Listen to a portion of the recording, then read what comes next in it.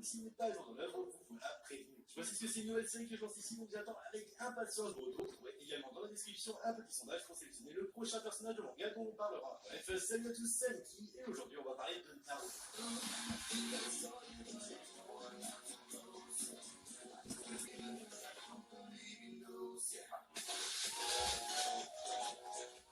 4e Hokage Minato Namikaze et l'éclair jaune de Konoha et de Kuchina Uzumaki. Naruto est né dans le village caché de Konoha. Et on le sait tous, sa naissance fut le signe d'une terrible catastrophe. En effet, ce jour du 10 octobre, alors que Minato assistait à l'accouchement de sa femme, le village de Konoha, dont il était le chef, subit l'attaque du Kyuubi, le terrible démon à 9 queues. Face à la menace immense que représentait Kyuubi, Minato et Kuchina se sacrifièrent pour sauver leur fils dans une scène parmi les plus tristes de l'œuvre.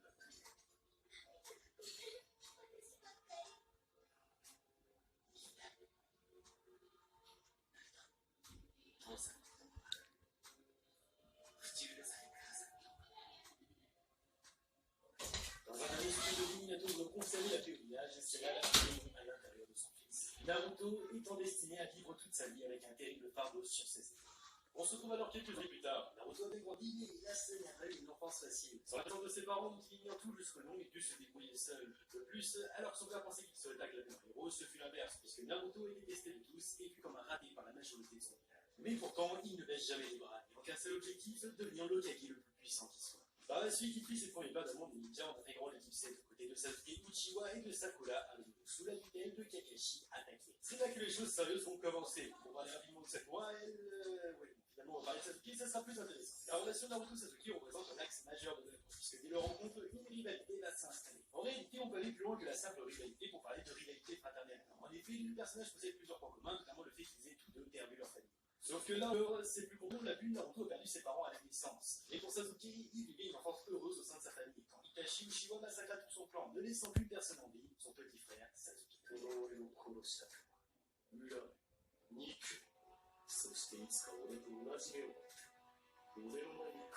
Et on voit très clairement l'opposition entre les deux protagonistes. Naruto va durant l'histoire chercher à sortir de sa solitude, se faire de nouveaux amis, et être enfin apprécié par les gens de son village. Tandis que Sasuke n'aura qu'un objectif, tuer son frère pour venger son clan. Et c'est cette quête qui le perdra. Hésitant pas à tout faire pour gagner de la puissance, il finira par sombrer et rejoindre le camp adverse. Que ce soit sous la tutelle d'Orochimaru ou aux côtés des Akatsuki, un groupe de ninjas déserteurs. Comme je l'ai dit tout à l'heure, la relation de Naruto et Sasuke représente l'axe majeur de l'histoire. Alors que les personnages ont suivi un chemin totalement différent, Naruto n'a qu'un seul rêve, devenir Hokage. Seulement, il ne peut imaginer le devenir sans avoir pu sauver celui qu'il considère comme son frère. Dans la première partie, on va voir cette relation se construire, mais aussi se détruire.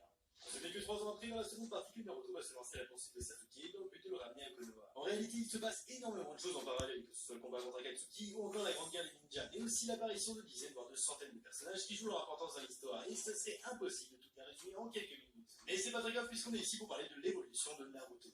Entre son passage d'enfant considéré comme raté à un Hokage légendaire, il s'est forcément passé beaucoup d'événements. Durant la première partie, Naruto va apprendre les fondements des techniques ninja et en développer des spécifiques comme le Kage-Bunshin ou multiple nage, mais surtout le fameux Rasengan, enseigné par son maître Jiraiya. Outre cela, il va appréhender la cohabitation avec Kyuubi, se laissant par moments submergé par ce dernier, se transformant peu à peu en démon à 9 queues. Dans la deuxième partie, ça se complexifie un peu. Déjà, Naruto va développer son chakra du vent pour pouvoir améliorer ses techniques comme le Rasengan. Mais bon, pour éviter que ce soit trop long, on va uniquement se pencher sur les transformations. A commencer avec El Famoso Senjutsu. Naruto passe en mode ermite, ce qui lui permet d'augmenter la puissance et la portée de ses techniques, ce qui le rend surpuissant et méga classe, on va pas se le cacher. Et pour finir, le Rikudo Sennin, où il arrive à contrôler tous les chakras des démons à queue. Clairement, à ce stade, sa puissance est réellement légendaire. Durant toute l'histoire, Naruto va également évoluer sur le plan psychologique, en apprenant à s'ouvrir aux autres et à faire confiance. C'est ainsi que